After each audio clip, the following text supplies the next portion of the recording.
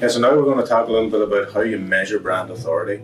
And it's something a lot of brands, I feel have really struggled with over the years. Obviously because a lot of things are traditional, and it's really hard to measure things traditionally if you're advertising through newspapers or TV ads, and it's really hard to measure that, whereas you can measure it via market share.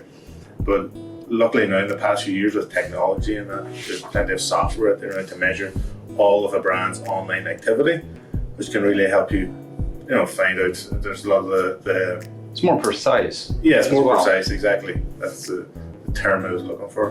And the market share, I suppose, is a big one that they find against their competitors. But also a good way of doing it is doing a surveying your current customers and maybe prospects to find out in your key products, your key services you're offering, where do they rank you in that offering? Are you the authority? Are you the leader in your industry? Yes. Or are they thinking of your competitors first? So that's a great way to find out, going straight to the horse's mouth. Yes. More or less, and finding out directly from your clients or prospects what they feel in that area. It's now easier than ever for companies that even don't want to spend a lot of money on it to use the Google Search Console and find out if their industry-specific keywords are being searched for example, in conjunction with their brand name. Yeah, right? Exactly. So that is one way to measure it.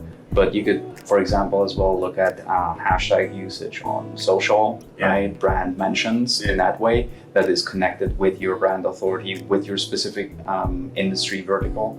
But again, like we established in the beginning, you have to have that niche, because if you're doing everything, it's going to be very hard to pinpoint if you're having the brand authority, if you're having an impact. Yeah. I've seen this in larger corporations that are diversified, right? Mm-hmm. If you have 15 different things you're doing, you can measure for the 15 things individually, but as a complete brand, it might be hard. Yeah. That's why, for example, most larger companies that have that problem split, for example, the product off as a sub-brand, right? So you have, for example, Google split off Nest. Yeah. And Nest is, for example, its own brand. It's an own product, but it's also its own brand. And you can then check Nest against, for example, Alexa or Google or what's the other one called? The Apple one. Oh, the I can't remember. Yes. The Apple one. Yeah. Siri. Yeah.